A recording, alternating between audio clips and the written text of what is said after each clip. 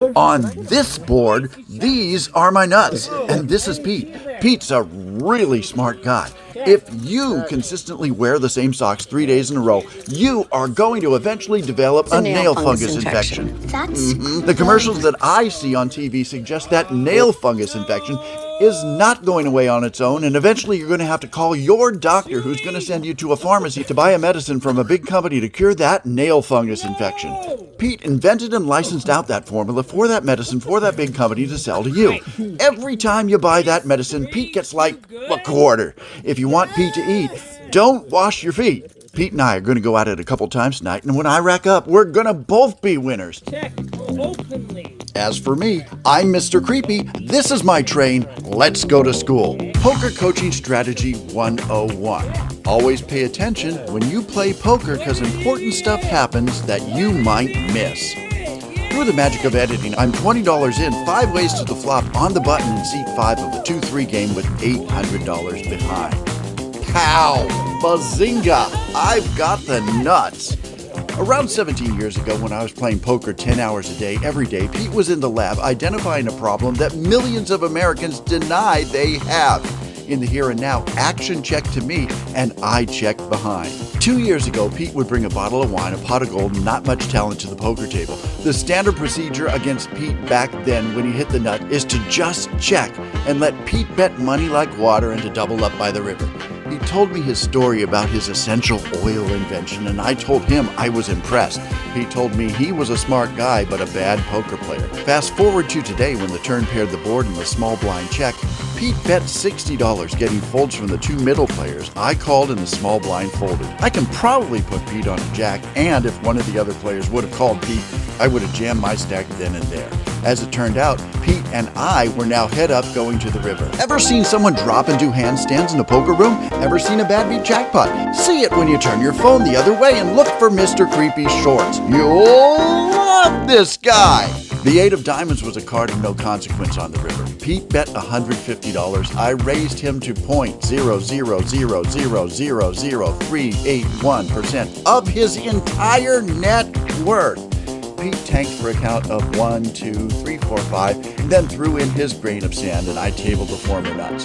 Round 1 was done. Pete paid me off, eventually showed ace-king, and on the road to relevancy, this poor old man had heaps. Tricky, gonna cost you both.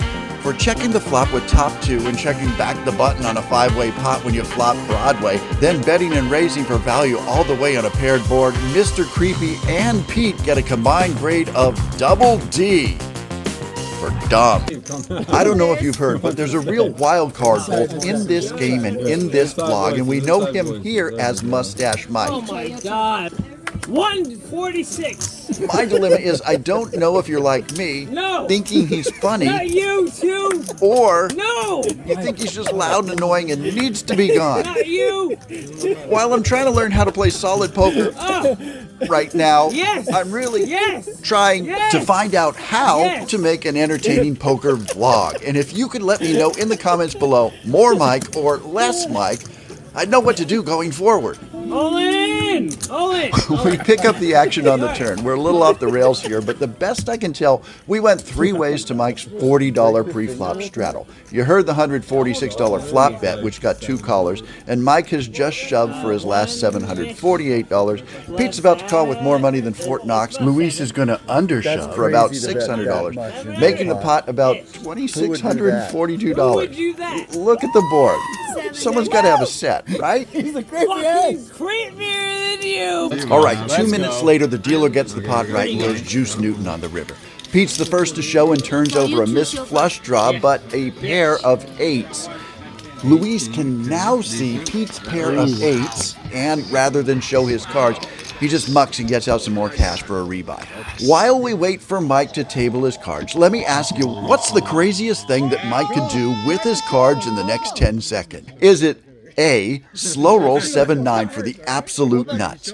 B. Turn over 6 deuce for an absolute crazy play that almost worked. Or C. Slow roll pocket aces, showing that he can take advantage of his table image. Please comment your thoughts below and like and subscribe while we're waiting. And if you guessed C, you'd be absolutely wrong, as Mike turned over 6 deuce, which he raised with pre-flop, bet on the flop, and shoved on the turn when he hit a draw. This Mr. Creepy Double Dust Off is brought to you by the Broker James YouTube channel. Don't dust off your cash when you're buying a home. Get a buyer rebate from Broker James. Contact Broker James to get all the disclosure packages for all the properties you want to buy sent right to your inbox. Now we're playing poker. I know we are. Let me look at my hand. Mr. Creepy's won 100% of the hands that he's ever played when his opponents have folded.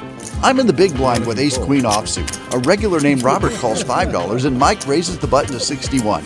I re-raise to 600 and Robert tanks, then calls for less. Mike folds and we run it out. I brick, Robert hits his 7 and we're down $200.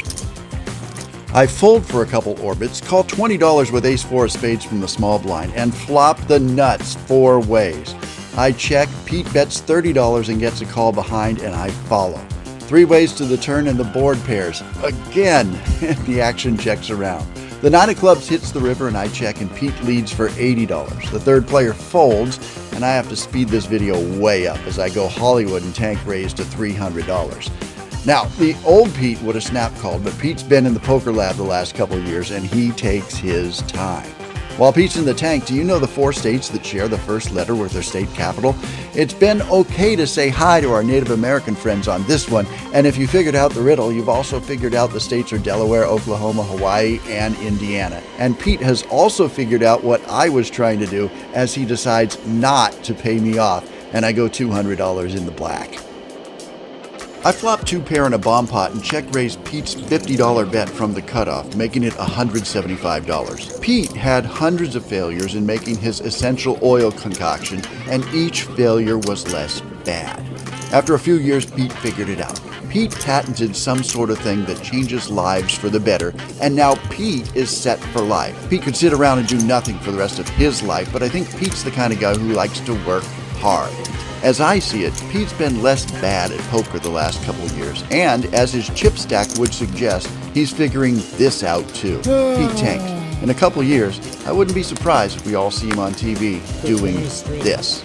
In this vlogging journey, I'm also only going to get better. I'm learning the audio, video, graphics, but I think I've got the storyline down pat. Pete calls. Any vlogger who tells you they won $20,000 at blah blah blah isn't going to be around in 6 months because they're pigeonholing themselves into having to win more than that or be uninteresting going forward. And quite frankly, I've seen this hundreds of times at the card rooms I've played, and all those players go broke. As a poker player, I'm not in the same universe as Dan Negreanu or Phil Hellmuth, and if I ever am, I'll let you know. If I ever tell you I'm a poker pro like them because I cashed in 5 WSOP tournaments in Vegas while still losing money, you can just stop watching. As a poker vlogger, I'm not Brad Owen. Hell, I'm not even Corey Eyring. Yet, but maybe one day. What I am right now is I'm the guy who knows the guy who did that thing. Hope you like getting to know Pete, Rob, Mustache Mike, and I tonight. Gotta admit, putting $1,000 on the line for 4 hours while recording has been a little stressful, and in my next story, I'm gonna take it down a notch in a home game with Gary the Fish, Jen E, Taters, Mason Dixon, and the Chuckster. Hope to see you there.